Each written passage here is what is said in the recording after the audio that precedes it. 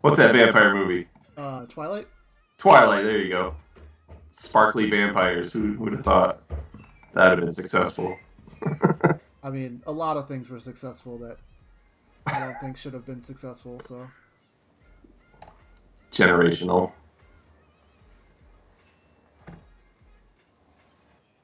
everything Was moves a little slower when I'm live and trying to do all the editing than when I'm actually.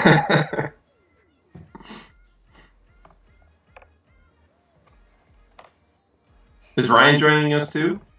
I I don't think so. Did you hear if he wanted to or not? I didn't see anything. I thought there was something on Discord saying he was coming on. He okay. If I see him, I'll look at this. I can add him too. I did this thing of like post if anyone wants to come on, and then I went live on stream and never actually looked back at the post to see if anyone answered.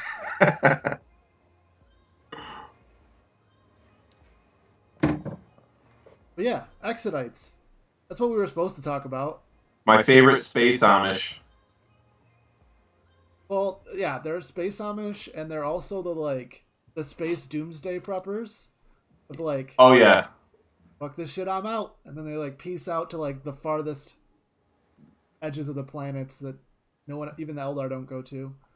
yeah. They had a Cassandra complex and nobody would believe them, and they just said, "Okay, peace out, good luck." And the Eye of Terror opened up, and Mama Slanesh came out and gave a big old group hug to most of the Craft World Eldar that were smug and thought they weren't in any danger. Yeah, that's a really scary thing to think about. Is that like your whole race is immortal? Like originally, as soon as you die, you like come back immediately from the warp, like from your soul, and then the first Eldar that died and didn't come back. It must have been such a like Meltdown. you're just like jumping off a cliffs, not giving a damn, and then the one guy like hits a Yeah. rock and his body just stays there, and everyone like looks at each other and they wait, and then nothing happens.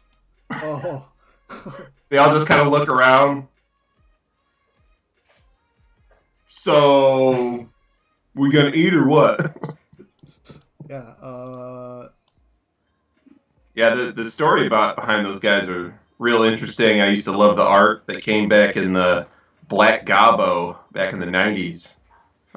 Some of the first artwork that Blanjitsu did for Games Workshop was really inspiring. It's going to be inspiring my upcoming projects with my next Eldar army, which will be my fourth Eldar army. So you have the Dark Eldar Yanari before they were Yanari, right? Yeah, I totally think they stole that from us. Yeah.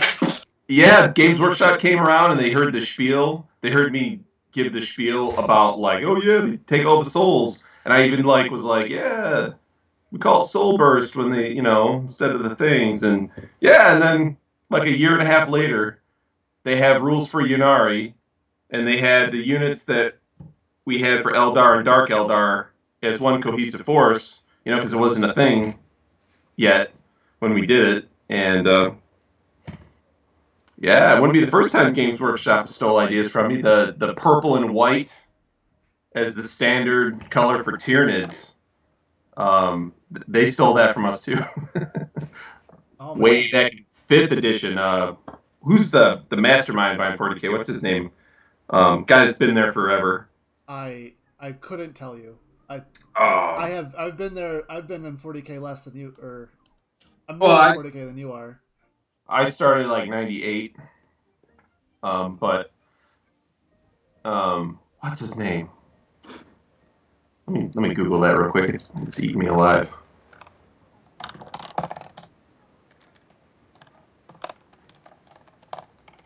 I'm so tired from work. My brain's not functioning.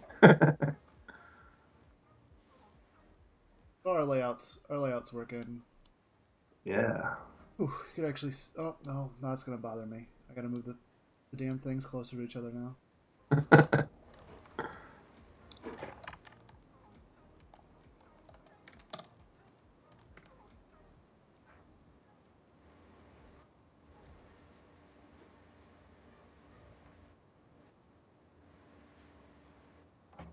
Get your name. And I'll make sure I don't see anything from Ryan. If I'm wrong. Okay, maybe my brain got things melded together when I got home. Pretty good. He joined me on the last lore linguist on Friday. He did ask to join on that. So. Oh, maybe that's what I read and meshed it together because I thought we were talking about lore. We are. I mean, we can talk about anything. I don't give a. This is Let's your talk about show. everything. This is your show, Marcus. We can talk about whatever. Ooh, sweet. And let's just get you not named Brandon, and then we're good to go. This is also everything I try and get done when we're not live, and I just didn't do. So how's this show work? Are you on Twitch? Yeah, so we're live on Twitch. Oh, cool. We'll post to YouTube as soon as we're done here, or that show will go live whenever we need another show. We'll pull it out. Mm-hmm. But okay, so what I want to ask you about? Can you see my camera in Skype? Oh yeah, the dragon, man. I've been super excited about this. He got some paint on him too. Yeah. So I still need to shade and get. Come on, focus. Not on my face. Not on my face. I like the red skin, man. That's super Japanese. Yeah, I really like the old art. Yeah, I want to get like Kabuki warriors, like those, like the with the crazy masks. Yeah. And the big horns and stuff. Yeah, because they'll have horns. This guy's got a little Fu Manchu going. I'm gonna try and get some actual chain work. You're good.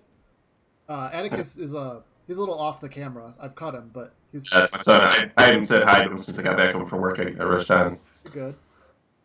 We're gonna finish that model. I'm gonna finish all the models, buddy. But then there's the. Oh, so. Yeah. The base of them, and I'm gonna try and put LEDs in the lanterns so they glow. Oh, that's Give a cool. little lighting effect to the little Japanese thing or whatever this little Japanese house is. I like the tree. Let me see that, please. Yeah. So oh, and you got the petals that falling. Oh man. Yeah. So there's Love it. I'm gonna do like a little Japanese like pink petal flower. I'm gonna try and freehand that on his hat. And there's cool. a cherry blossom like on the flag. So I'm gonna try and bring the pink of the base with the blossoms on the bottom into his hat and on the flag as well. I love it, man. I got goosebumps. Yeah, and this will just be he'll sit like kind of crouched over something over the top of the house. I'll still figure that out. I'm cool, man. That's Marcus scale right there. I love it. I'm trying, man. I look at some of your stuff and I'm trying to get it up there. You can go up. You can have, the footprint so people don't get upset, but you can go unlimited up, right? Yeah, and then you only screw yourself. I've got a bunch of little dragons, so it's like the same thing as him, but like scaled down to about a third of his size. I'm gonna use them for the Mournfang, so the little riders, the ones that are like riding cows. Oh yeah. Yeah, so those are gonna ride little dragons, following Cool. the big dude around, and I've got.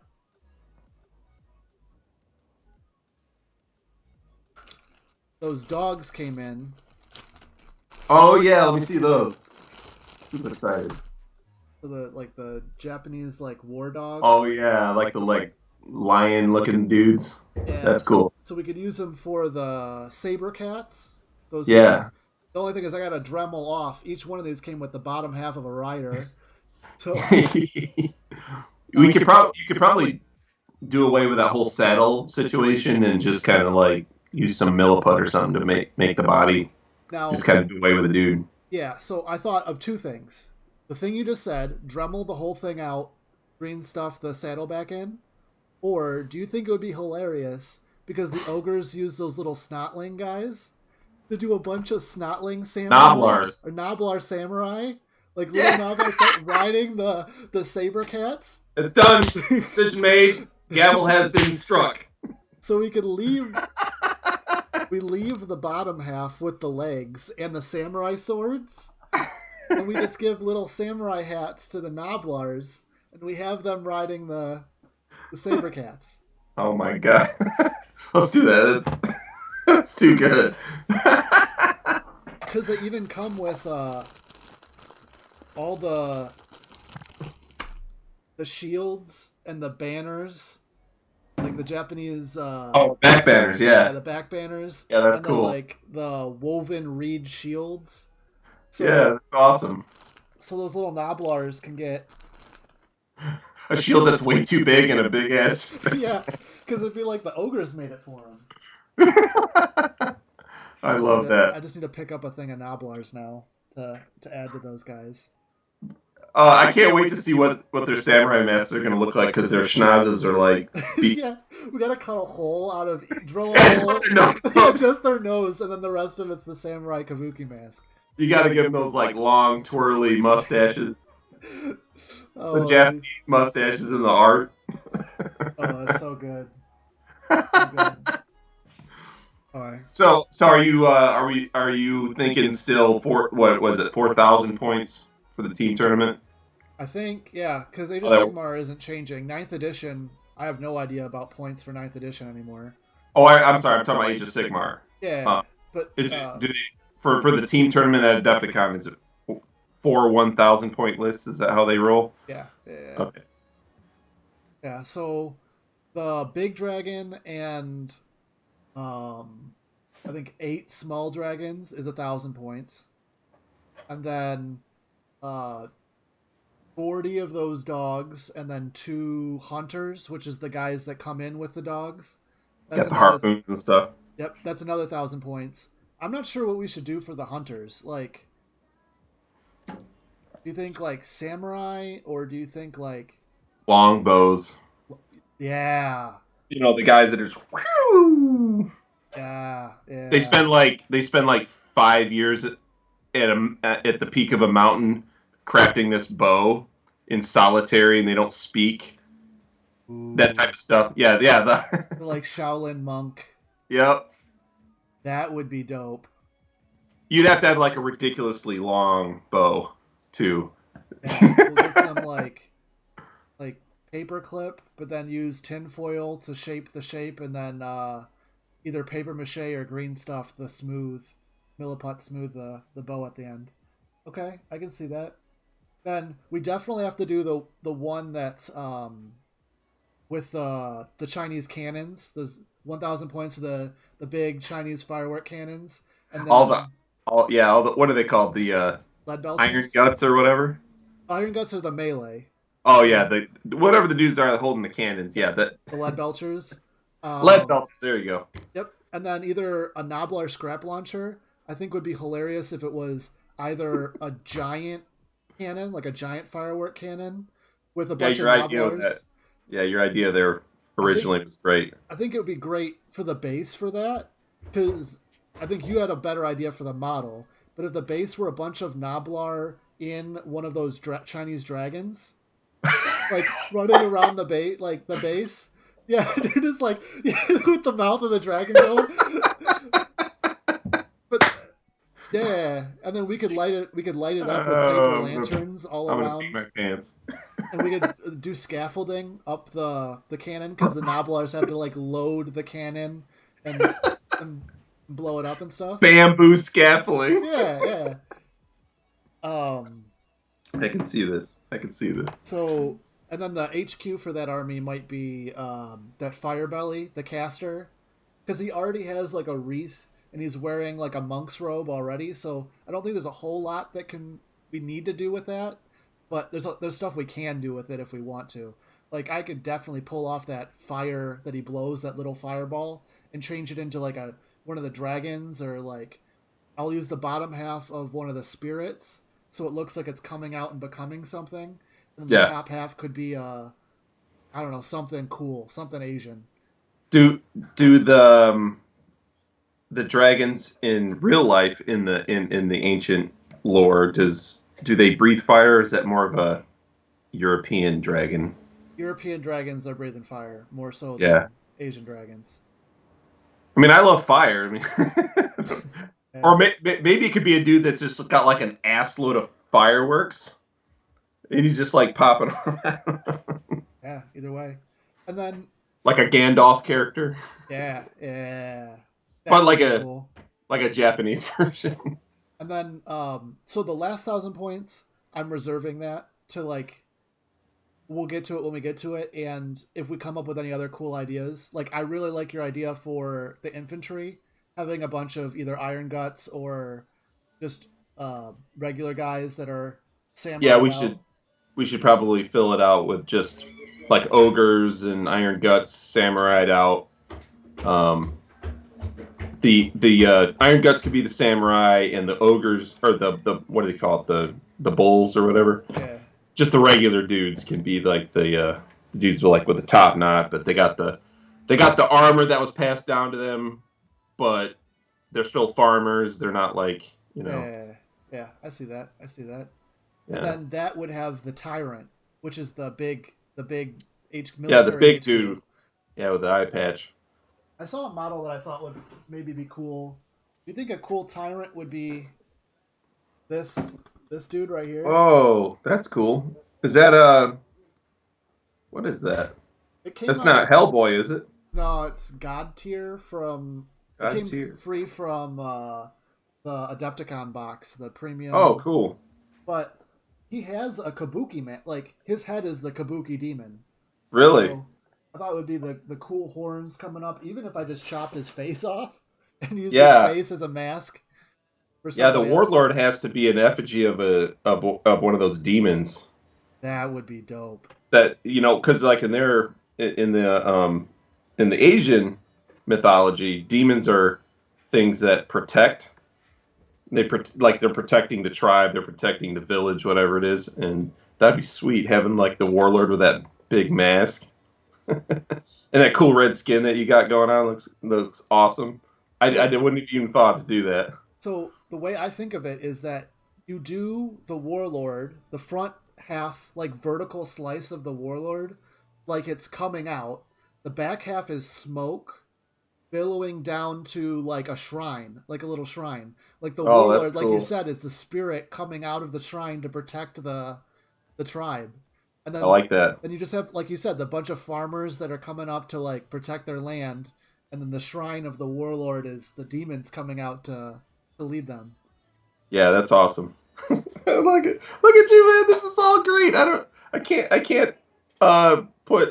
knock any of this. That's Good. awesome. And then from the display board of it, I still think we go with the big dragon maw that just opens up, and then I think it's changed inside. I don't think we go lava anymore. I think we go. I thought you would change that. Yeah, I think with the direction we're going now, I think we go like a prairie meadow with water, with the tongue, and cherry Yeah. trees, and a bunch more of these like little Asian pagoda houses with the light up. Yeah, your idea on that base is what I originally pictured also. The magma stuff. It seems overdone for so many things in wargaming that that's more unique and special. And I think that would look really pretty. You know that lighting effect you guys did for the Zinchir too in the clouds? Oh yeah, What if we did that in the top of the mouth, and we did that for the fireworks? So that'd be cool. the Asian guys that are shooting the lead belchers that are shooting off the fireworks could be the lights could be popping in the smoke of the sky of the mouth. Oh, in the sky, that'd be cool. Yeah. Heck yeah, I love it. I dig it. And okay, so that's what I've been working on slowly but surely as I get through some house stuff and work on this stuff. But how about you? Have you been working on anything? I've been working on overworking, Yeah, that's but I did work on the other day. I went over to Nick's and did some little bit of hobby work here. I wanted to use up some of my Nurgle bits. It was one of those make a unit out of the bits box that you have. So I made some of these. They're going to be Nurgle spawn for my Purge army, okay. but for the next Nurgle army, we're going to run them as Beasts of Nurgle. So they all have like the fly theme going on.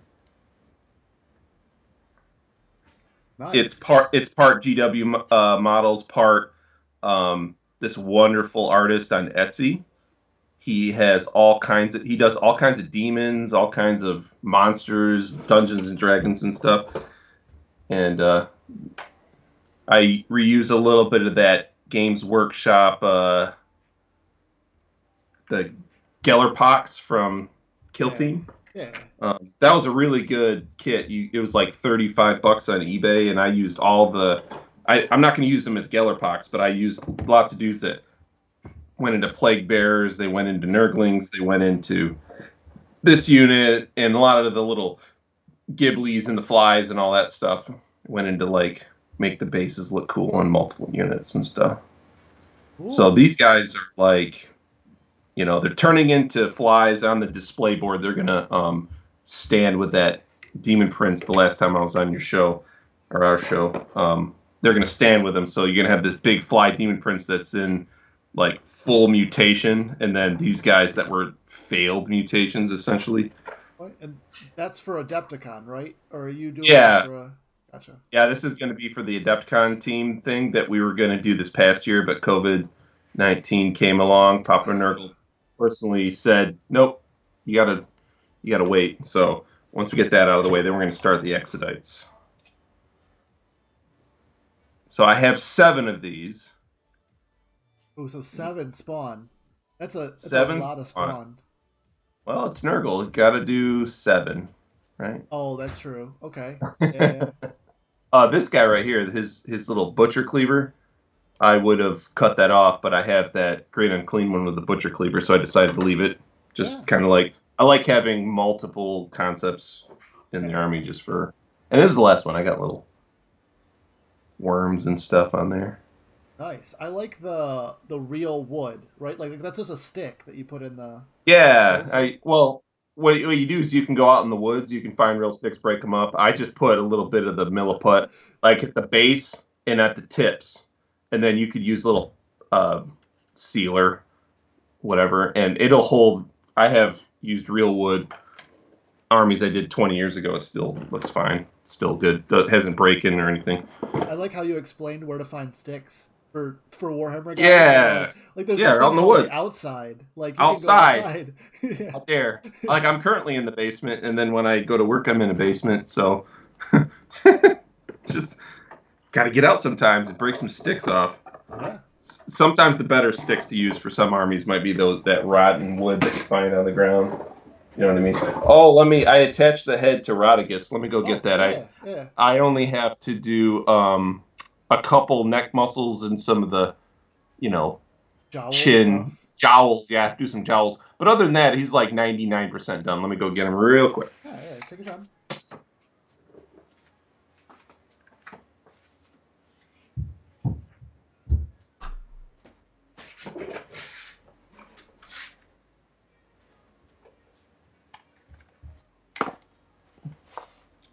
And I'm back. You're good. There we go. All right. So I attach his head. It is insane how cool that model is. Yeah, and this is an homage to Nick's Nurgle display. Yeah. That we did for the last time we did Nurgle. And to give you an idea how big this guy is, see how I'm holding him in front of me? It's a 2-liter bottle. Wow. It's huge. Yeah, but it's the right size base. Yeah. You can't knock you on the base. This is Rodigus's base. So yeah, I did instead of a little twig, I hated the twig. So I literally went full branch outside and I got a branch and just put some milliput over it so it was hard. Did you ever think about chopping those bells off and replacing them with real bells so that the thing, it's so big when it moves it would jingle? Oh no. That'd be great. Oh my god, there's already spider webs forming up here and I just had it up there like 2 days. But yeah, these little bells are from the gnarl maw, the model. That bell and like that bit right there and a couple, that head was from that same artist in Spain. He did a great job. He actually him and I worked together. I told him what I wanted, and he made a concept for me. Has that big overbite, the multiple eyes. Looks pretty sweet. So I'm really happy. Cool looking model. And look at that gut. He's gonna chomp on you. He gets an extra D3 attacks. Yeah, it's a really really nice model, especially Thanks. for like the way that they're changing up to ninth edition. You're gonna be able to basically like take what you want, bring what you want. It'll be more fair, more even. I mean, someone's gonna find a way to break all that, but They always do every edition. What it feels like to me is because as you've known from the time you've known me, I've always make my armies in like a third and fourth edition mentality. Like you got your couple HQs, and then you got your troops, and then you got a couple guns or a couple monsters, whatever. And so I've always held to that. Like all this, like I got 4 detachments, and they got these 32 guys that unlocks this thing over here to do this thing. Like that wasn't always interesting to me, but it seems like the way to do it in ninth edition might be able to make people like me happy, and people like most of the people that like 8th edition happy with the way that they make their lists. Everybody can be happy and it can all be successful. So I'm pretty much super excited about ninth edition and a lot of the things that they're doing differently, like making rules. Like you don't have to give me free rules. They do it with Age of Sigmar, but they don't do it with 40k. I understand they're going to lose a lot of money, but it comes with a digital copy, so I get all these expansions to my rules, and I can just have it in one source. I don't have to carry a library on my back yeah, to play my army. 100%. I completely agree. That's something I've wanted for a long time, and it looks like it's going to happen, so that's good.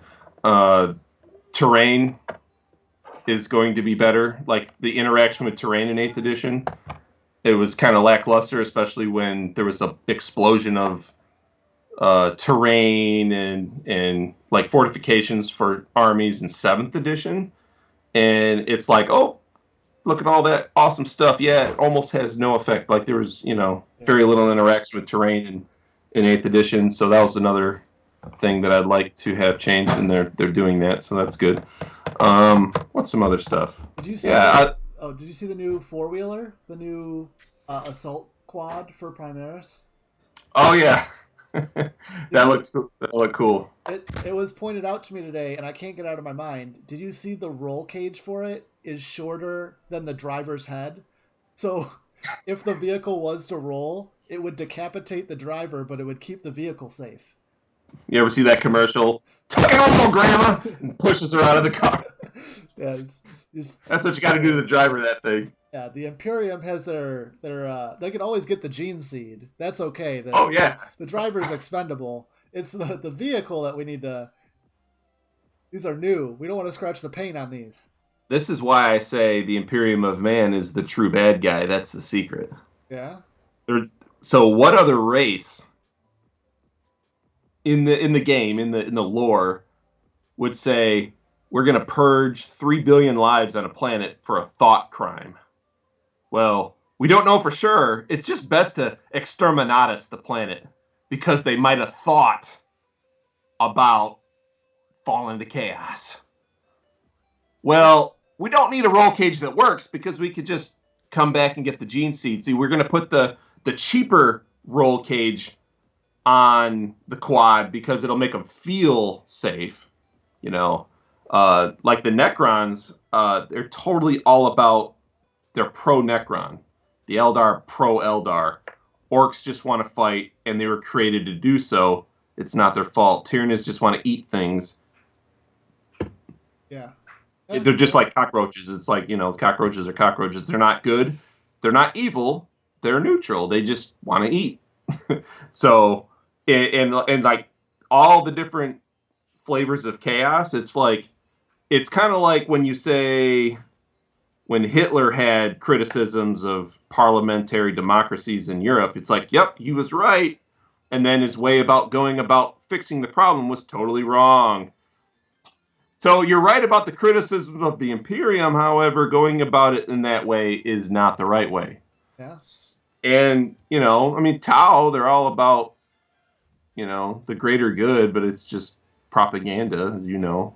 Yeah. They're quite sinister, but they're not about like purging a whole planet of Tau because, you thought about maybe not being part of the kingdom or whatever. So, well, Imperium of Man. They did sell a whole bunch of their own upriver to the Dark Eldar in order to fight the Tyranids, though. That did happen. Yeah, but it's one of those kill 1,000 to save 1,000,000. Yeah. You know what I mean? And, like the in the second Christopher Nolan Batman movie, that was the same concept that Joker was trying to put on those people to, blow the ship up. That's the same thing. And you couldn't do it. What else we got? Well, Dark Eldar. Yeah, they're just trying to pacify Slaanesh to save all Eldar. All the Eldar factions, whether it's, Craft World, Exodites, Corsairs, Drukhari, Eldari, all whatever.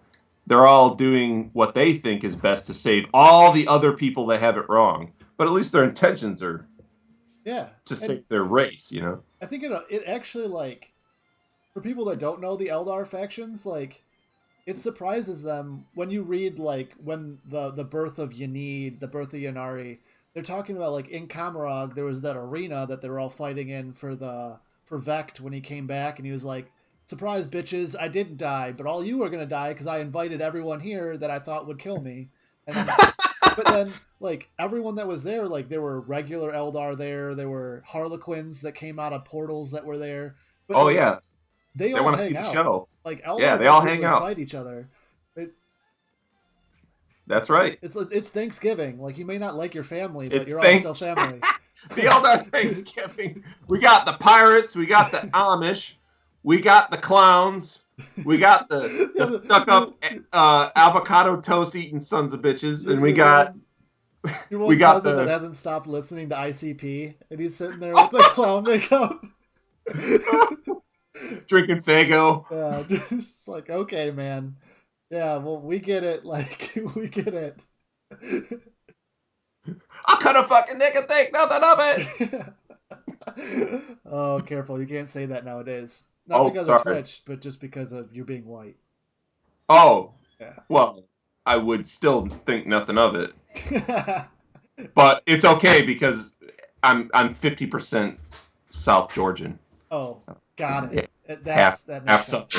Yeah. We cut all the necks. And we do not think anything of it. Oh, I'm getting You're getting summoned? No, I'm getting rolled on. Hold on one second. Roll Tide. Yeah, while he's talking, I'll go off more of this model. Well, yeah, he's fighting the good fight out in his own war zone.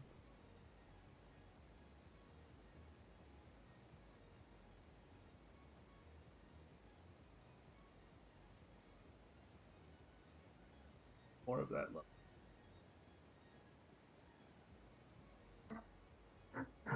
All right, I'm back.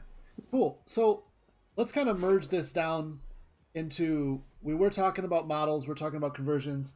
We were supposed to be talking about Exodites, and you had mentioned that you're building an Exodite army for a future Adepticon. Like, I think I'm starting to accumulate the materials to do so. Now, what are the Exodites? We touched on it a little bit. And then how would you build an army of them? Like, where would you even go to think about? Like, what models would you even buy to accumulate an Exodite army? Well, the first thing is I had to decide whether it's going to be all GW or not, because the first Blanjitsu piece of art that I wanted to recreate in 40K is not possible using all Games Workshop. Where am I going to get a long neck dinosaur carrying a giant cannon on his back? So I have to convert something. Lizardmen has lots of really good stuff. The things that I wanted to do in the army. A bipedal carnivorous dinosaur. We can kind of do it. You can do it in Lizardmen. Triceratops, you can do it. Ankylosaurus is good. You can do something like that. For the Dark Eldar Hellions, I was going to use the Lizardmen, the Pterodons, and have the dudes riding them with the things and whatever. So you could do most of it, but you can't do all of it. And another thing that I wanted to do was to show on the battlefield. Now, some people have tried this, but they, in the lore, Exodites don't have spirit stones. They have spirit stones, but their spirit stones are slightly different than Craft World Spirit Stones because they don't have what do they call it? The Infinity Circuit. They have the World Spirit, which when an Eldar dies and they stay dead, they take their body into an underground temple and they do their little rituals and they return the spirit of that Eldar to the World Spirit, which allows them to like encapsulate their maiden world in a psychic bubble of protection. And they think that it protects them from the visages of Slaanesh. And they also work with multiple Craft World Eldar to make a webway network that they can use. The Craft World Alatak's very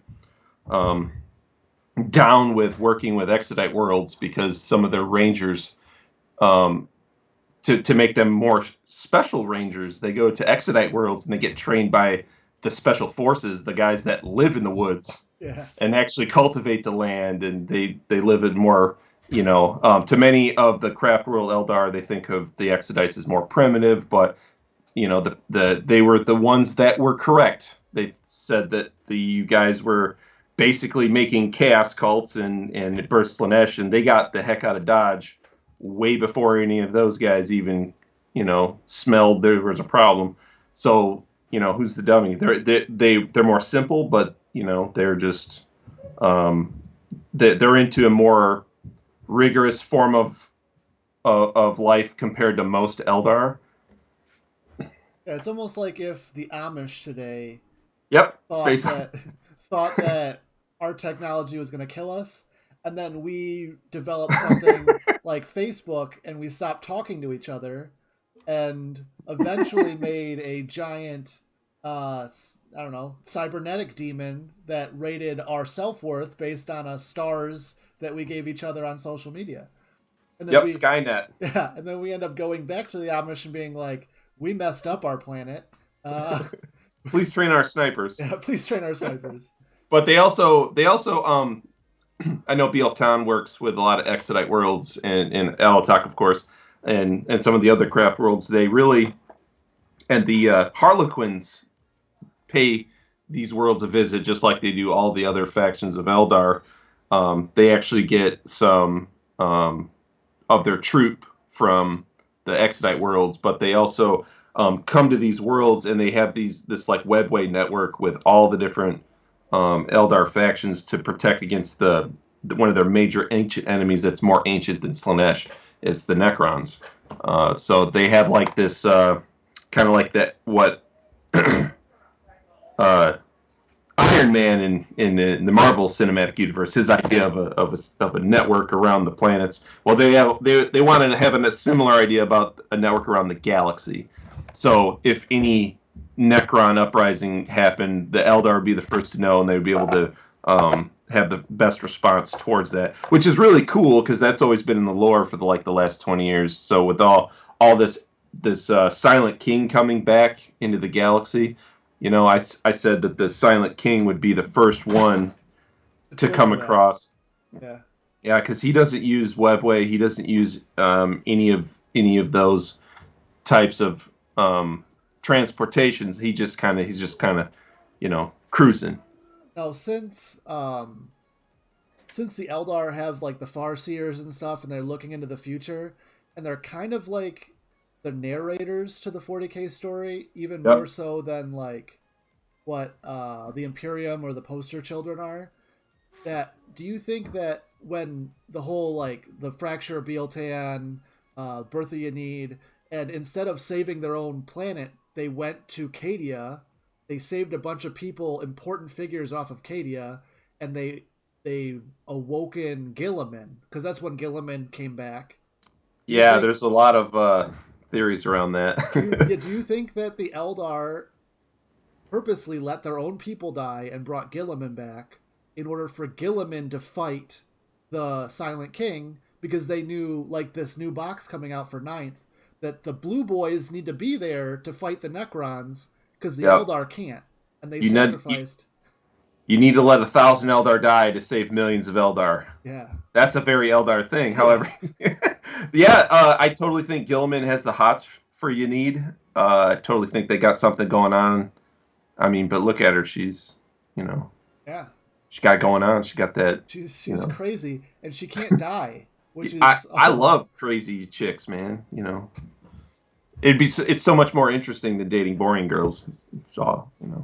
But yeah, I think you have something there. I'm totally gonna go down this conspiracy theory whole rabbit hole with you because that's totally an Eldar thing to do. Is yeah. So, so you're building these Exodite models. You're using a bunch of lizard men dinos. Why? Because we haven't Well, touched on why. Yeah, I'm using some Lizardmen stuff, and then other things I'm using actual just dinosaurs, like educational figures.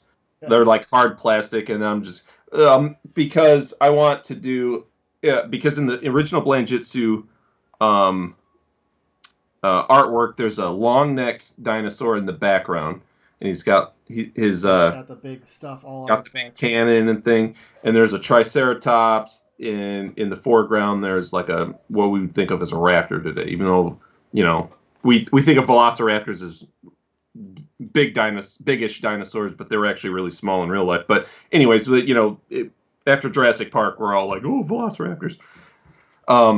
Those dinosaurs are actually called the Exodites call them dragons, and they're more like herding dinosaurs, megadons, if you will. That's they call them megadons, and dragon knights are, if you want to think of as like medieval knights. These are the real players in a militaristic Exodite community. They steal from each other. They do games with each other. They'll have these things. They'll have duels, and if you win, then they can take your steed and all this stuff. But they're also responsible for hurting all of the megadons. Because Exodites are actually that when they're on a maiden world, there's multiple tribes, and they're all nomadic. They'll move with the seasons. They'll move to different parts of the planet where they can grow certain crops. There's a honor system between the tribes. They'll be able to grow crops, and other tribes will not touch those crops because and there's very rarely civil wars that break out between tribes. There's very little skirmishes. There's very little any of that other than the Dragon Knights, which are like the most hardy warriors from the certain tribes.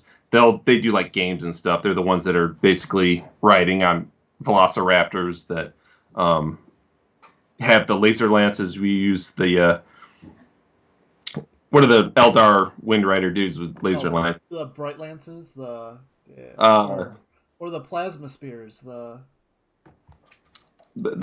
guys riding so in Craft World Eldar, the guys riding the bikes with laser lances, the lances, whatever those. Sky runners, or Yeah, whatever. yeah, they're supposed to be painted blue and white. Yeah, those guys. We use the rules for them, and we just represent. And like my Dragon Knights, I'm taking like 8, and it's going to be a $300 unit because I have to buy the old Dark Eldar cold ones, which aren't produced anymore, so you have to pay a premium. And then I'm taking some of the old High Elf Blood Princes, I think they're called. They have like really sweet dragon-like helmets, and then I'm going to use some green stuff to like fill in they have like open face plates, but I'm going to make it more like, I might even cut off like a Guardian's front face to the helmet and put it on there so it looks like it could be sci-fi.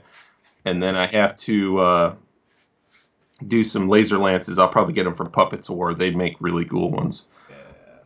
And then like on the laser lance, I want to have like really sweet medieval looking banners, but have it be Eldar. And the leader of that group is going to be the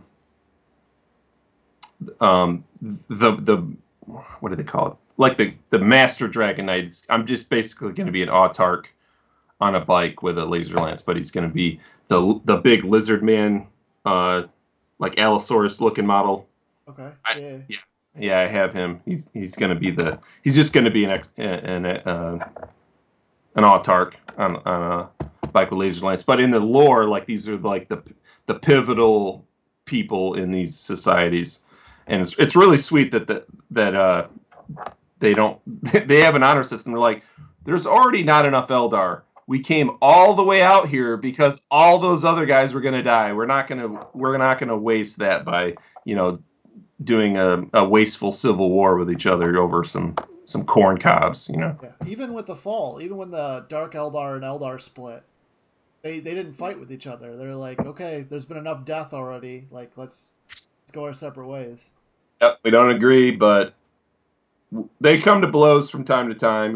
Like in third and fourth edition, Eldar and Dark Eldar was a really big rivalry. But then, like as the editions progressed and so did the story, they kind of like looked around and like, hey, there's not a lot of us, and there's a whole lot of them. So maybe we should stop this.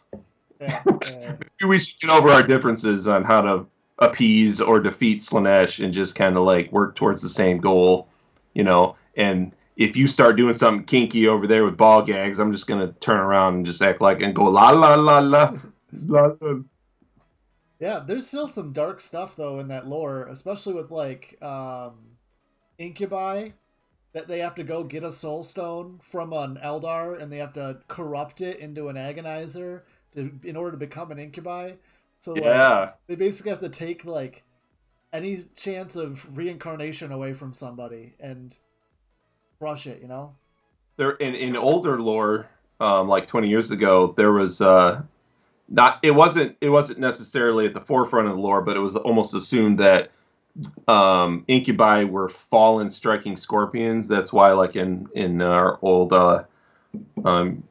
Yunari army that wasn't Yunari but became Yunari, I used old incubi and converted them into the striking scorpions because that was the whole point. Like in the top of the old models, they had like a scorpion tail coming off the top of their hat. The incubi did for the old Dark Eldar army, and it like confirmed a conspiracy theory for all of us fanboys. Yeah, I think it is confirmed that Karasidis, whatever the striking scorpion Phoenix guy, Phoenix, is actually a Dark Eldar character. Like he changed his name, but like it's basically him just chilling, except for sneaking up on you and slitting 20 throats before you notice from the shadows. Strike from the shadows. I can't wait till they retouch the Eldar.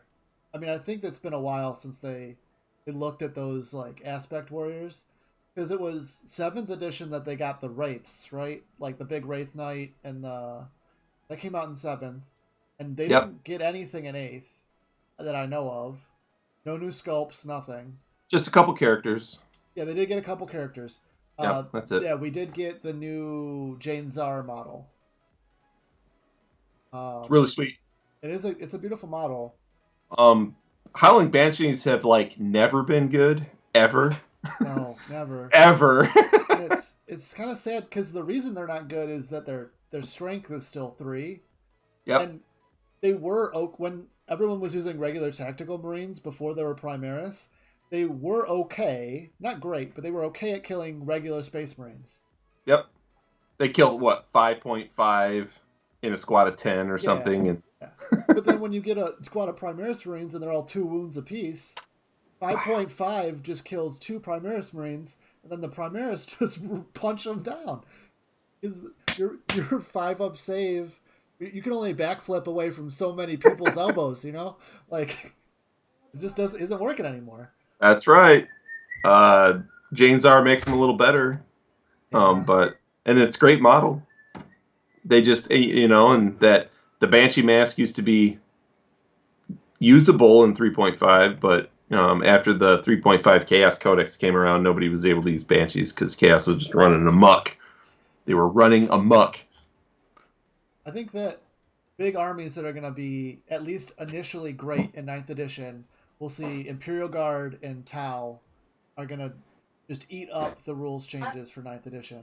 Imperial Guard more so because it seems like every single rules change that I've seen so far benefits Imperial Guard. Yeah, all the tanks just getting better across the board. Yeah. Blast weapons getting the buffs is amazing. Yep. I mean, I'm happy because monsters are a little better. They can use their shooting attacks and stuff. It kind of changes up what I want to take. But yeah, guard and Tau definitely going to benefit a lot.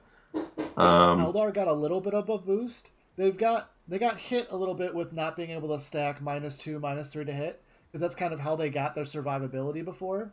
Yep. But they got a little boost in that only infantry get the -1 from heavy weapons. So all their bikes, it's back to scatter bike time now, because I hated those days. they're back. They're back with a Scatter vengeance. bikes. They're coming for you. 1 out of every 3 is gonna get you. No, they're every single bike now. I'm gonna put a scatter bike on everything. Yeah, I remember back in the day when it was 1 out of every 3, and then I think it was 7th. It was just every bike. As long as you pay the points, just put whatever. Yeah, put it on it. So these 4 bikes are gonna put out 24 strengths, 5 shots, just crazy. So many shots. Maybe we can change up the 30 Dark Reaper lists too. Like, nothing sounds like more of a yawn fest than that. Yeah, I don't think that they'll be, because they're infantry. They're gonna get the -1 to moving and firing. Yeah, they may get the ignoring minus penalty, but that's not as bad anymore if the max is at -1. So what, they ignore a -1 to hit? Like, that's not a big deal. I mean, I'm going to take a bunch of my planes. Those Hemlock Wraith Fighters, I love those. Man, from what I've heard of the new flyer rules, those sound amazing. Yeah, they'll be good. But okay, we got a little off topic. Your Exodite. So you had you have your bikes with the Raptors, those Dragon Knights, the Hunters. Now, again, I'm using the cold ones as the base, and then I'm mixing in some high elf bits and some 40k bits. Yeah. So, are you going to try to make one of those big long neck dinosaurs? Yeah, I have the model. I mean, I have the toy down there in a box. I have the toy. I emailed Games Workshop because I'm really this close to being able to make it all GW if they'll just accept the fact that I'm trying to do GW art, and for what I can't use in the GW line, I have to do 2 toys. I mean, it's not toys in the sense, it's more of educational figures. It's not a competing model company. Yeah. But I bet they'll say no. So I don't know. I'll just be able to do whatever I want, I guess.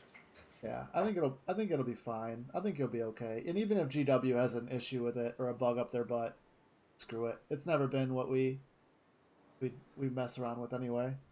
Yeah, it's just really like one stream. It just would be cool to do it. Because for 2 or 3 years, they're like, do you have like replacement models for all these things that aren't all GW? I'm like, no.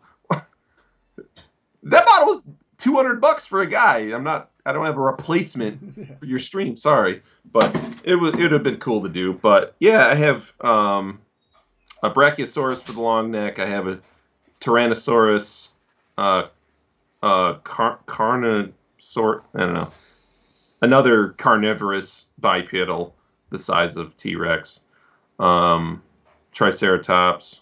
I have the big lizard for the Autarch, and I have all the raptors, and I have the Blood Princes incoming. They're in the mail right now coming to me, so I have a lot of stuff already on the way. So I have a good portion of it, and we're going to do like anything like a fire prism or some sort of any of the tanks that are like shoot them and kill them. It's going to be the bipedal carnivorous attack dinosaurs, and then the like the wave serpents and the more transport battlefield role going to be like Triceratops, Ankylosaurus, that type of stuff. So what is the long neck dinosaur going to be?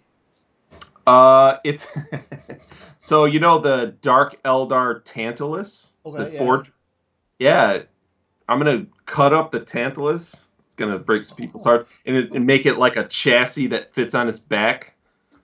Like cool, because it would have the 2 blades on either side of the. Yeah, it's gonna come down and it's gonna have like a little neck harness and thing.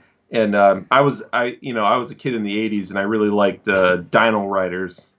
So the long neck dinosaur that they had on that show is going to be kind of like the inspiration for that model. It's going to be because the Tantalus is like a super heavy size model, but it's only heavy sport. Yeah. So it doesn't even take up the super heavy slot. Yeah. So another thing is in the lore, they don't have a lot of access to wraithbone technology. They do more of like the leathered hides of the animals they slay on the planets and stuff. So their wraithbone technology is real precious. So what I want is for things like Wraith Guard, Wraith Lords, Wraith Knights, these types of things. I want them to. I want to have it look like a really old statue, like the models that they have. They have like trees growing up around them, Like and terracotta through them, warriors, but terracotta warrior kind of concept. And then like when threats come to the maiden world, the all the plants and the vines and everything growing up through them, the world spirit infuses them with life, and they come to life to protect. So it's going to be like half like wood elves in space with dinosaurs, and half like space tree men, basically, is the idea. And this is going to be the thing. And like the Wraith Knight that I did for the Eldar army, he's going like this, and he's got his staff and whatever. I'm going to repurpose that model. I know Nick's going to hate it, but I'm going to repurpose that model, and he's going to be like a half treeman, half Wraith Knight construct, and he's going to I'm going to make his ghosts that are coming, the swirling around him, look like little tree spirits. that would be cool. Yeah, I'm gonna put that model to work. So I'm gonna have two really big models: the long neck dinosaur and that Wraith Knight. So even from like centerpieces. a base conversion theory, like I do the same kind of thing. Like I think about one big centerpiece model, like the Yep. big dragon, Yep. and then I work out from their smaller models. And then Yep. I'll spend about just as much time as this dragon as I'll do most of the other like combined the other models. Do you That's how find that bad decisions. beneficial? Like Yeah. so when you convert, like what were the two big models, and then how did that influence the rest of the army? Like Yeah. creatively. Big models. I think we spoke of this before, but big models draws the attention of people, the normal passerbyers. They're walking by the table and they see the big dude, the size of the 2-liter bottle. What is that? I've never seen that before. And they come and they want to look, and then they see the things that are a little bit smaller, and they work their way down, and it's like they systematically work through your army. And then if the grots are just as filled with love as the big models, that's when their minds are blown. It doesn't even have to be like masterfully painted or anything. Just the fact that you took the extra time to make something unique and sweet. People really love it. Most judges love it. Now there's some judges that don't. Especially if you have a painting judge that doesn't have any idea that you spent all that time modeling that, because they don't know what it's supposed to look like to begin with.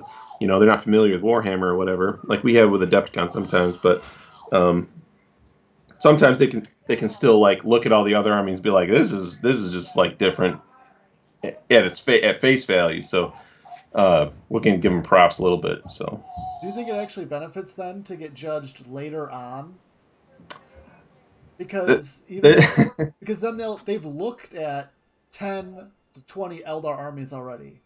yeah, And we've had that. Yeah, we've had like years where we thought maybe going first would be good, and they kind of come by and they have so many armies that they have to judge. They take like 2 seconds to look at it and they just move on. So yeah, I think the years that we've done better, we got judged later. yeah, because then you get the comparison. Like there's people that have been painted really nice, but they're looking at every model as if they've never seen that before, because it's not just Eldar. It's specialty stuff. Yeah, and it's hard to get the amazing paint job with the amazing conversion. That it just takes hundreds of hours.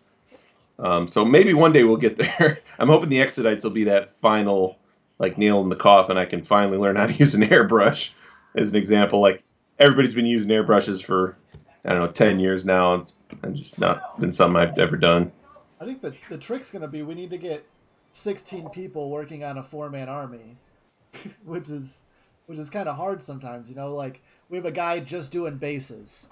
Like your job is bases for these guys, and then we have people converting, and we've got people painting, and we've got that, or maybe we do a cycle where we have enough armies now that we work on an army for 2 years, and on the Yeah. off year we just play what we already have made. Like Yeah, add a couple new units, whatever. yeah, because adding a new unit or whatever, and then playing to have fun for a year and not competing, while we're still working on the other army, so that on the compete year we bring something that's entirely fresh, entirely new, and Yep. we've worked for 2 years on this, which will give the conversion guy a year to convert, and then it'll give the painters a Painting full guy, year you- to paint, which Yep. is not necessarily what we've been doing in the past, where the conversion guy makes these beautiful models and the painting guy gets high in the hotel room gloss coating everything with the fans broken. I don't give a shit. That was still a fun year. It was a very fun year. I still think we should have at least got into the second judging, but it's okay. It is what it is on that. But I actually watched a video the other day of all the armies in the second judging, and I still raged out. it was so much salt. I was like, really? Like I thought maybe it was just because, of the vapors in the room from the night before. No, I went back and looked at it like a week ago, and I was still raging. I was like, how are you? You're out of your mind. You guys are out of your mind. So then, of course, we have to fall victim to conspiracy theories and, Yeah, yeah, it's a conspiracy theory. I just don't know. It's really dependent on what judge you get. If the judge cares more about the conversion work, or if the judge is a painting judge, or if the Yep. judge is a GW purist. If a judge is a GW purist, they're not going to like the stuff that we put out. That's right. I think from what I've heard in the past, we've had GW purists, especially because of the support that GW has given in the last 3 years, because they're trying to get back into the scene. And they also have professional painters, and we don't know who the judges are. It's the only term I've ever heard of. We don't know who the judges are. But I've heard that they're like actually professional painters, and that the conversion work is second fiddle. And most of them, they try to make it a point that they don't know what 40K units do what. They don't play. They're not familiar with the line. Just to make it so that in the organizer's mind that this is the most fair way to do it. I guess it takes the bias out of the idea that someone brought a net list and someone didn't bring a net list because the judge doesn't know the difference. Yeah, I think there's a lot of that. But I don't think it's beneficial to what we do or the culture that we bring, which is why I'm so authentically happy that we get into the Michigan GT kind of at the ground level like we did, and we're running events and we're judging events and we're able to compete. I mean, it kind of sounds bad, but we're able to compete in events that we've cultivated the culture of, so that people are excited to play and excited to bring stuff like this, like to work all year on a dragon because they thought it was cool, and then to be celebrated with that, Yeah, the doubles tournament at Michigan GT's, every year is amazing, and it's been getting even more amazing. And I want to Nurgle Matt and I. Hi, Nurgle Matt. I'm gonna bring some models, and he's gonna make it actually work on the tabletop, and I think we might be able to actually compete. You're gonna play in the... Yeah, maybe. I love being the ringer, and there's about a 50-50 chance I'll probably still say, hey, I'll be the ringer if you guys need it or whatever. But it's okay. We'd rather you play than be the ringer, but like. Yeah, because I don't use some of these models, but he actually knows how to play because he plays a lot more. Well, I think also no one's going to know how to play at the Michigan GT. If the rumors are true that 9th edition is like July... Yeah, it's coming up. It's going to be the like... next few weeks. Not yet. we'll be like 2 months into ninth edition when, uh, I mean, fingers crossed COVID doesn't spike again, and then we could actually have the Michigan GT. But um, it would be an early in ninth edition tournament, Yeah. which would be I real fun. there, I'm hoping we can get some people down to Buckeye battles down in Ohio because it's going to be in Toledo this year because they don't have access to their normal building. College, yeah. Yeah, the college is going to be shut down, so it's coming to Toledo, and like Toledo's like just into Ohio, so it's not even a huge drive compared to most years. So So, I mean, it does sound like we do have a couple people from Team Bad Decisions going down into Buckeyes. yeah, I think John's going. Maybe Dan, was it? Do you think that, like, that's what do you think about, like, do you think it's responsible? What do you have a tournament like that? Like, Well, Joe Elverson is sticking to the social distancing. Everybody needs masks. They're going to take your temperature and all of that stuff. So yeah, I guess yeah, if they're sticking to that, yep, they're sticking to that. I think that's great. I think that's wonderful, and that's what they should be doing. I was just afraid that you'd show up there and it'd be like a normal 40K tournament, or there's a bunch of sweaty, nerdy dudes coughing and Coughing. on each other. Like, No, man. Joe and the people in Ohio, they're doing it right, I think. People mentally just need to, they want to get back to doing what they do, and you can't blame them for that. It feels like it's a really good compromise in the middle, make everybody as happy as possible.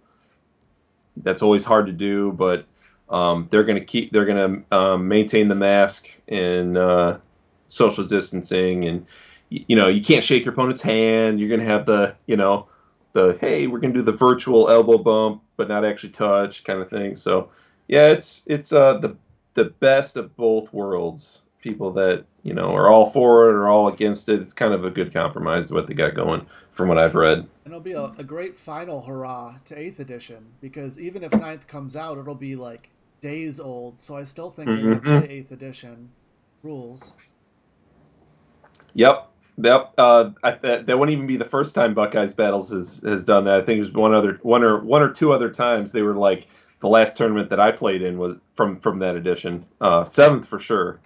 I played in Buckeyes Battles. It was 7th edition was the last tournament there. So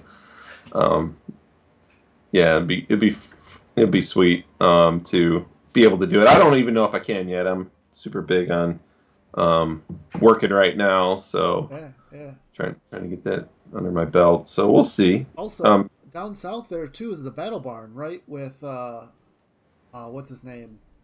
I keep wanting to call him Chris, but it's not Chris. Ryan? No, the guy from Megs. The guy from Sean. Sean. Yeah, Sean. Yeah.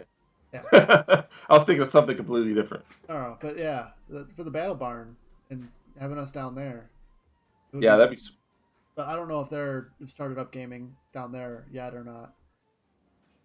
And there's Wisconsin still not playing, I don't think. I think they're still shut down too. I don't know. It's just a rough time. We'll see what happens. There's some states that are getting spikes right now, and like the major hospital corporations in Michigan, we've gone many days without any new instances of COVID. So it might look good, might look bad. We'll see. If people know a little bit about epidemiology, the vaccine might hit and the virus might have mutated, so the vaccine's only going to cover you for, like the flu vaccine, yeah, you got 6 to 8 of the most prevalent strains per flu season every year, and it takes about a year for them to make, about 8 to 9 months to make a flu vaccine. So a lot of people, they think of the flu as like one disease, one virus. It's a rapidly mutating virus, Papa Nurgle, that puts out, and we have to constantly keep up. So like if you get the flu vaccination, you get the flu. Well, you got vaccinated for last year's flu, and then when your body's immune system is compromised because it's trying to build antibodies for last year's flus, multiple flu strains, like 4 to 8, 6 to 8, somewhere around there. Your immune system is compromised, and this year's flu strain moves in, and you get the flu. So people, they don't understand the basics on virology, epidemiology, all that stuff. So, I definitely don't. Yeah, COVID-19 is a SARS family of virus. So, COVID-19, the 19 means that it was discovered in 2019. Some people are like, yeah, it's the 19th strain. No, well, that's not how scientists works. But if it's mutating at all, because all viruses is a protein code around DNA sequence, and if that's proteins or the DNA sequence, it's off by just like one pair, it's a whole new virus.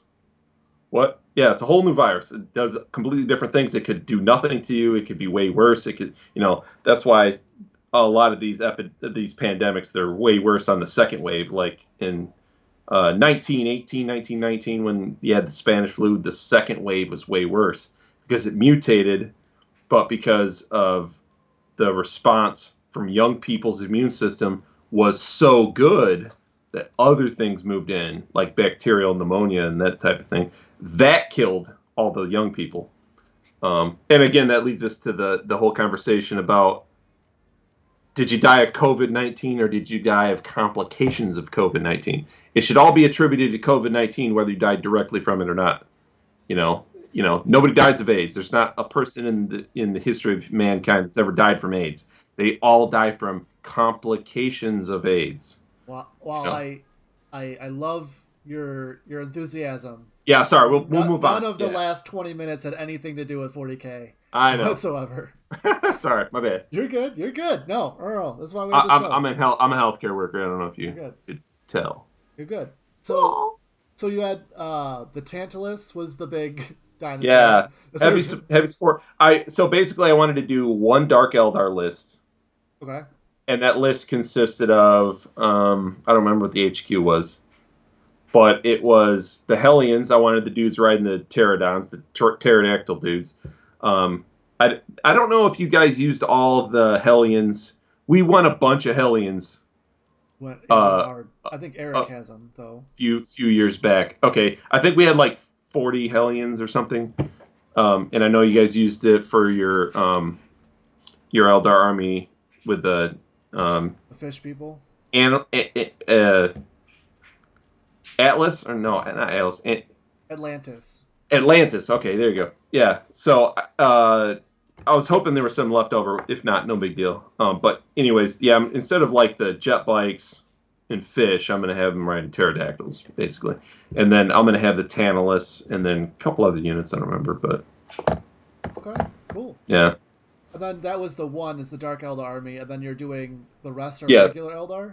3 Craft World Eldar. Yeah. And there was some fire dragons. I wanted to actually have like just bunch of scales leather, riding in like a Triceratops looking wave serpent, and Warwalkers. I'm like on the fence of if I want to do an actual flyer or not, because it would be hard. A lot of people that have done Exodite armies in the past, they just literally use like fantasy dragons, and I'm not down with that. I want to stick with a more dinosaur motif. So I don't know. That may or may not be a thing. I don't want to, the other option, I found like a really good, like 1/18th scale pterodactyl. Okay. It's like big ass wingspan, big model. So that may be a thing. I don't know. We'll see. A couple of the bipedal carnivores that are running around, Tyrannosaurus and the Carnosaurus and all that stuff. I wanted to have that for what's the tank that has like the big warp spider guns? The Night Spinner. Night Spinner, yeah. I want to have a Night Spinner on a Carnosaur back. Fire Prism on a T-Rex. Yeah. That'd be pretty cool. Rangers, I want to have Eldar ghillie suit Rangers that just like, yeah, we go out for 30 days and just do this. We eating worms, eating bark, whatever. And they're master snipers. Cool. So,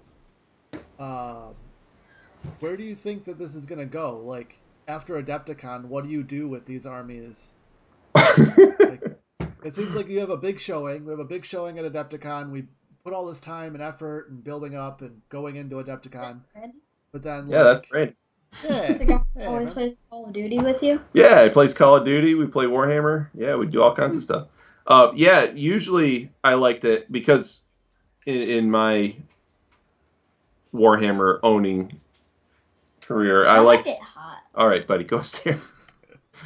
I like to collect things. I like to continuously build things. I like to have thousands of points. I don't know, 30,000 points of orcs or something.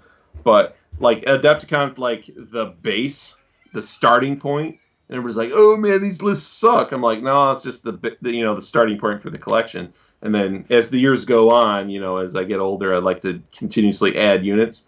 For a lot of years, when we just go to regular tournaments, like we went to Buckeyes or something like that, I would put at least like 1 to 3 new units every time I go to a tournament, and it'd give me like a time span to do to finish units, and it's a lot better to do it that way in my head, because otherwise I would procrastinate and never get anything done. So I always put like a time stamp or a time limit on, I'm doing X projects by this time. Might not be the most beautifully painted, but it'll be done. Never been to 2 tournaments with the same list twice ever in my life since 1998. Nice. Yeah. It worked a lot better back in the day. I got a trophy case from 3rd, 4th, and 5th, and I won like 7 tournaments in a row, won a bunch of grand tournaments, and then fell off the radar because 6th hit and totally ruined me. Well, what about 6? I wasn't converting or painting. I was barely playing when 6 was a thing. So like, what about 6th edition made it hard? Well, 6th edition hit, and I was super excited because at the first Michigan Grand Tournament was my first 6th edition tournament, and I did an Orc and Imperial Guard Grot Army. The first 1,000 points of the Grotsmen came from the first Michigan GT Army, and I won best appearance because I was super excited because I'm like, man, we can make these armies. We could have these alliances we can make a super cool like story and make a super cool display board and all that stuff. And it just turned into Tau and Zinch owning everybody. And then like towards the end of the edition, it was Ultramarines owning also. So it kind of fizzled for me just because I didn't like making army lists with like that was when they introduced detachments in 6th edition. Yeah, so before 6th edition, it was you have an army list. Everybody makes an army the same way. You have a minimum of this many HQ and this many troops, and then you have one army list. You have a maximum of 3 heavy support, 3 fast attack, 6 troops, 3 elites, and 2 HQs. Yeah, it was that like spider graph, right? Yep. And after 5th, it all, towards the end of 5th, it became, well, if you want to win a tournament, are you going to play Grey Knights or are you going to play Space Wolves? And that's when it started to sour for me. Like, I had to start making an Orc army that shoots. And I could defeat Grey Knights and Space Wolves handedly. But, if I fought some one-off army, that nobody even heard of or plays, this is when net listings started, and this is then I just like fall out of it. So beginning of 5th, I was continuing winning tournaments, and then after that, it was, I kind of like an old fart that was stuck in his ways, and I didn't want to change what I was doing just to appease the times. Yeah, I didn't want to chase the meta dragon because my very first Warhammer tournament in 1999. I took BL10 Eldar, and I won my first tournament at the local games shop here in Kalamazoo at an RTT. And I had the bug I was super competitive after that.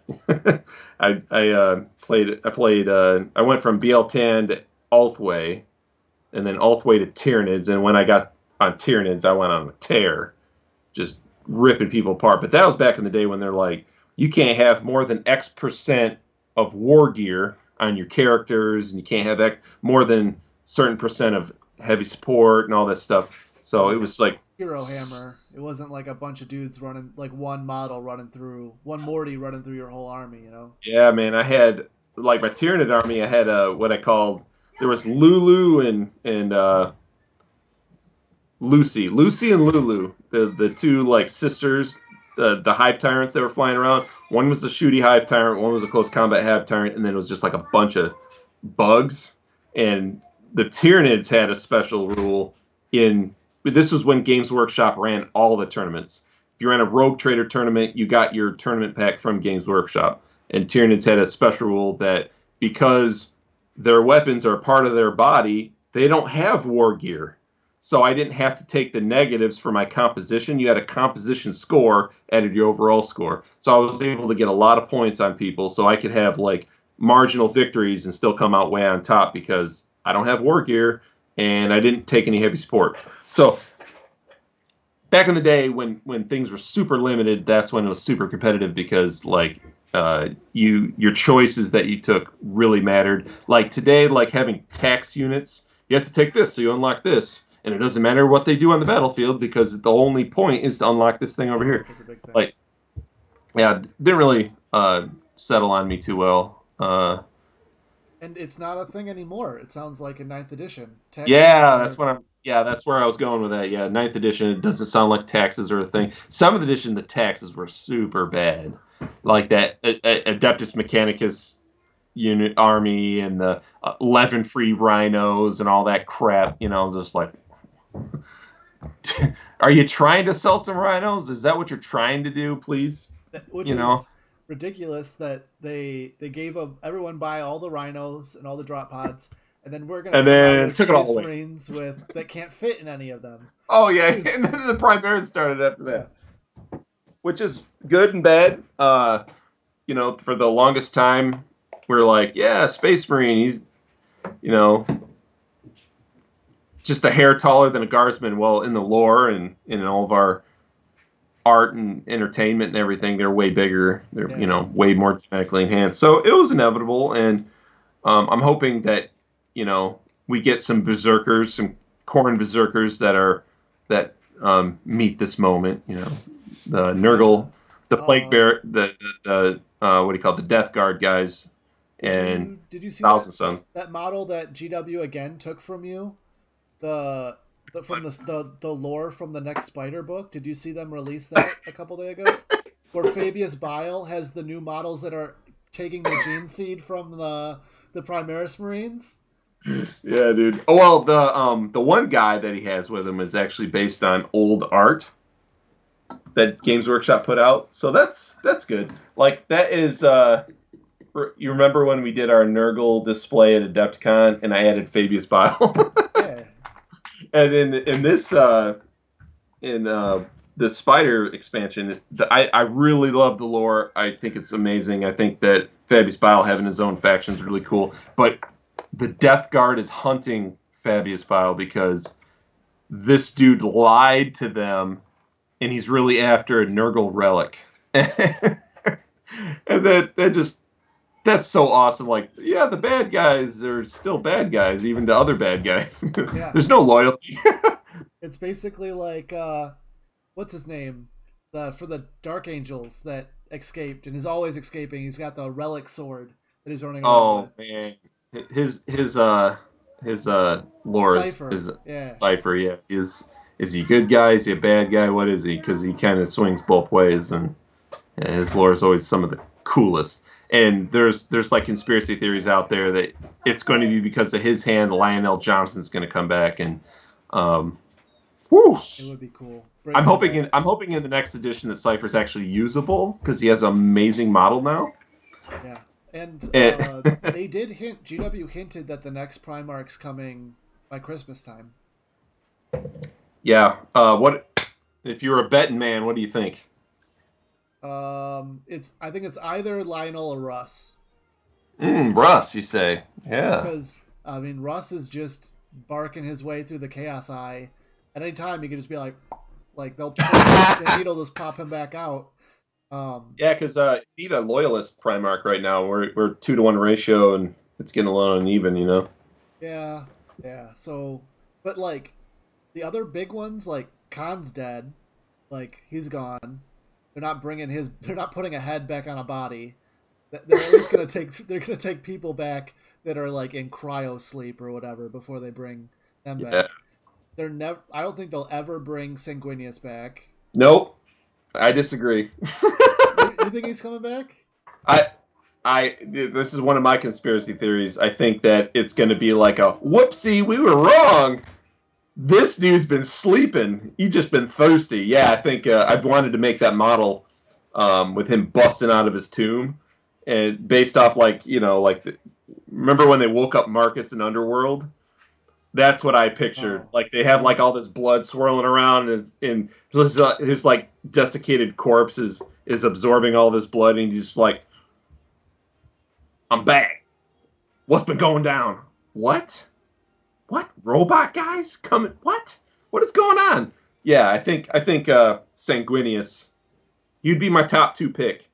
Yeah. And they could totally just like whatever with the floor, just like woo, whatever, you know. And you have this giant mad angel that just wants to rip everybody's face off, big fangs. Yeah, I think Sanguinius is one of my top 2. Yeah. Okay. Yeah, I can see that. I definitely think on the high probability side, it would be one of those 3: Sanguinius, Russ, or Rogaldor, or not Sanguinius, Russ, or Lionel Johnson. Yeah. And then on the like peripheral, Rogaldorn's still alive, or at least they found his hand, but they didn't find anything else of him.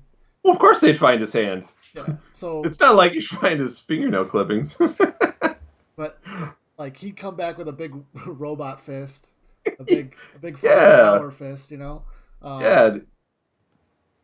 Other than that, I don't know. Dorn. Yeah, I think Dorn would be a good one. He might be top 5 for me. I don't think he'd make the top 2. I think it'd be Johnson or Sanguinius is my top 2. One of the angels. Yeah, I think one of those. I think Russ would be my 3rd. Chaos wise, I don't know who they'd bring back chaos wise. I mean, Angron. A lot of people want Angron, but yeah, because we need berserkers. So what better way to introduce a bunch of new corn stuff than having Angron come back and be like, "Yeah, I got my boys with me." You know, he would look so small compared to Morty and Mortarion, like Magnus and Morty. And then there's Angron, because Angron's gonna be like a big Primaris Marine, but like he's not a bloodthirster, I don't think. Like, well, it depends. Like he's in the warp essentially, whether he's dead, alive, indifferent, whatever. He's in the warp, so you never know what they can come up with. If an entity's just been in the warp for 10,000 years, who knows what he looks like? You know, they could come up with something brand new, and that would be cool. yeah. Or Fulgrim. Yeah, Fulgrim would be a good one. Yeah. Because like they don't have good noise marines either, so you know, one of these things where, you know, when Typhus came back, he brought a Death Guard, and when Magnus came back, he brought the Thousand Sons. So you have 2 chaos factions that are in desperate need of better marines. So that's why I say Fulgrim or Angron would be my top 2 for that, just from a business perspective. Yeah. Yeah. Tapping into those suits. I see what you're thinking there. You want to sell toys.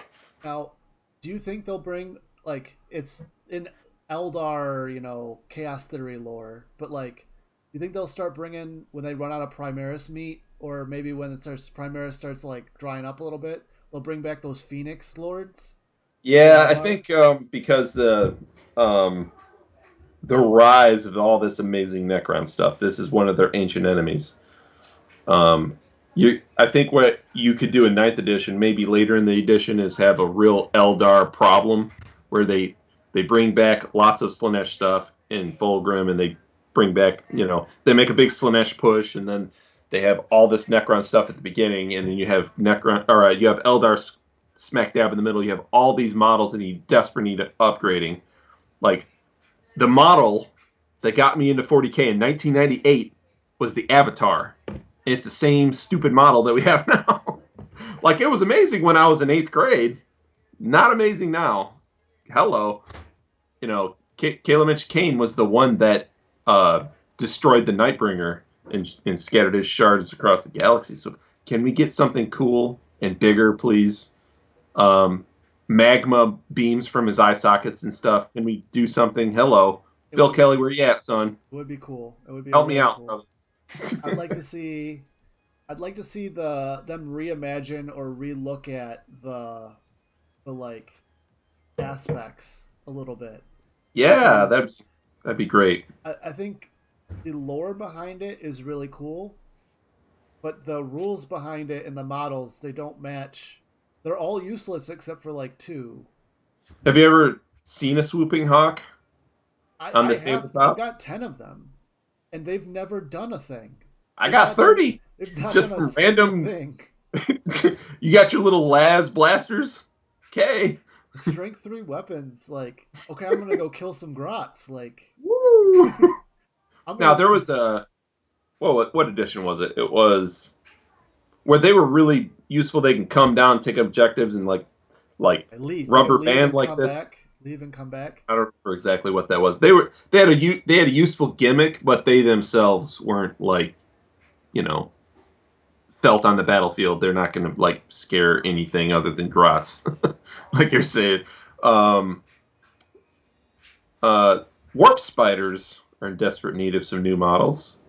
Yeah, I think that their rules, especially for 9th edition, are not conducive to being good. Yep. If they want an extra -1, which wouldn't do anything, they have to roll 2 dice and potentially kill one of their models. So like, I think they were sniffing it. Well, I mean, it worked. It worked in 8th. It just won't work in 9th. So hopefully they'll look at some stuff they can do with the Eldar line. Yep. I think the Eldar line was a line that was built for 8th edition, at least rules wise, stratagem wise. We have a bunch of stratagems that give an extra -1 to hit. They're all useless. You can't use them now. Like, you can't get an extra -1 to hit for 9th edition. But I also hope that we don't get our book looked at too early, because we're only going to get touched once in 9th edition. We might as well get touched to make it, useful. Yeah, and what Eldar usually do in an edition is they come out strong out the gate, and then they get relegated to the one list that is generally good because it's able to run away from things and just have board control. Yeah. And when you harness the power of a star as ammunition, I really don't want you running around like a bunch of scared, wussies. I want you to be able to like put up a fight. Like, I'm glad you don't have a lot. That's why you have to call upon the dead warriors, and you have to call upon the Avatar busting out of the mountain and all that stuff. This is this is why Eldar were cool and originally. Back in the day when they could kill stuff, they had all the different craft worlds. I had other special rules, and I did BL10, and I tried a little Iandin and a lot of Ulthway. I won a lot of tournaments with Ulthway, but there was like a more of a, you can't shoot the units behind you, so I did like a hierarchy from Guardians to Wraith Guard to Wraith Lords, and I had an Avatar ready to like pounce on things if they got close, like a little gap in the Guardian line. He'd go out there and counterattack whatever was coming near us, and Dark Reapers in the back, and that worked really well. I beat a Cass Space Marine Slanesh army in like a turn and a half, and I felt terrible. And I was like, okay, maybe I shouldn't do this anymore. So that was my last Ulthway experience. Back then, didn't even Eldar have like a I hate Slanesh kind of rule to them though? Yeah, they had special rules against those silly guys. And when it finally happened, I got the first turn. I say turn and a half. Like, I got the first turn, he moved up, and then I finished his whole army in my next turn. And it was, he moved up his Demon Prince, and I moved forward with Ulthran, and he just mind-warded the snot out of this Demon Prince. That first casualty of the game, he he jumped forward and mind ward this flying / demon prince, and this guy was just like, ooh, what? Like this in this edition, like that, you don't just kill a demon prince outright. You know, it was like you roll a die, I roll a die, and then you take that many invulnerable saves by how many I beat you by. I rolled a 6, you rolled a 1. It was, you know, back when demon princes didn't have that many wounds, but nothing did. But anyways, back to what we were saying. Yeah. Whatever. Other like Striking Scorpions had a good run in 5th edition. Yeah. When they come in behind you with the Strike from the Shadows. Yeah, Striking Scorpions actually in 8th edition have a good rule that pertains to terrain. But terrain is so like weakly used that hopefully that rule will come better in 9th edition than it will in 8th edition. Yep. That was one of my criticisms of 8th. Yeah, and then there's the Shadow Specters, which they got pointed into oblivion. So hopefully, when GW looks at the Forge World books again, they'll reevaluate the fact that a 33-point model doesn't need an 18-point gun, because the guns used to be free, and then they basically put an 18-point gun tax on them, and no one could take them anymore. Like, it was rough. But I've always wanted a unit of those. I've got one, and I've got one in a box still. If you want it'll probably stay there unless they ever make them usable, right? Yeah, sadly. Dark Reapers have always been good. If they've never, I don't think Dark Reapers in any edition have ever moved into mediocre. By themselves, if they wherever. There was a time where they were a little overpointed, so people didn't generally take them. But for the most part, Dark Reapers, I took them in 3rd edition, 4th edition, 5th edition. I didn't play them in 6th. And then 7th edition, they were okay. 8th edition, they're godlike again. So, and they're sweet. They're sweet models. Even the 2nd edition Dark Reaper models, the ones that my first one were the 2nd edition ones. Like the Exarch had like this skull flailer thing, like this hand weapon. Like he had a hand weapon. You ever seen this guy? No, I haven't seen him. Yeah, the 2nd edition Dark Reaper Exarch had this handheld chains with skulls attached. It was like a skull flail. He threw it at you. Like, these guys all have rockets, and this dude's like, I don't know. And it was super good in 2nd edition. I came in just as 2nd edition was wrapping up, so I only watched a couple 2nd edition games, and then we got it down to proper Dark Eldar Exarchs with missile launchers, the way it's meant to be. Gotcha. Okay. Yeah. Oh well. I think that is there anything that you'd like to touch on again with Exodites? We're hitting about the 1.5-hour time frame. Is there a time limit on this? It's been a great discussion. Not really. There's not a super time limit on it. I just want to make sure that we didn't keep you from your family too long. No, I'm going for my mom as soon as I get off here. Yeah, Exodites. It's going to be sweet if we can pull off the display. I'm not a display guy, so like you're saying, we got to have people do their things. And our buddy Eric down in St. Louis, he wants to make the display. He's going to have a proper underground temple like you hear in the lore, and you're going to have like a crystal underneath where, the Eldar normally put the spirits into the spirit stones, and that's how they do the thing. But they're the Exodites do a similar thing, but they when a warrior dies, they go down into the temple and they release the spirit into this crystal, which is the world spirit, which infiltrates into every plant, every animal, it's all circle of life, whatever. So hopefully we can make sure that displays on board, Eric, if you're watching. Okay, cool. Yeah. I mean, I've got a lot of models to get through before I can think about any display boards for me, but I'm super excited about your ogres, man. I'd like to help in any way that I can. Yeah. But it looks like you have an amazing start. It's amazing. It's supposed to be on half an hour. Well, I think that's the That's my cue to skidoo, the mad wife. I'd like to thank everybody real quick. Thunder Cheeks 4619 and Nurgle Matt for the Thunder Cheeks sub to us. He'd like to give us some money. So Nurgle Matt gifted a bunch of subs. Appreciate you. We couldn't do this without you. If you're catching us on Twitch, we've got shows on Monday, Wednesday, and Friday. The schedule's below. If you're catching this on YouTube, feel free to like, comment, subscribe. We love to hear from you guys. And then come watch us live on Twitch. I'm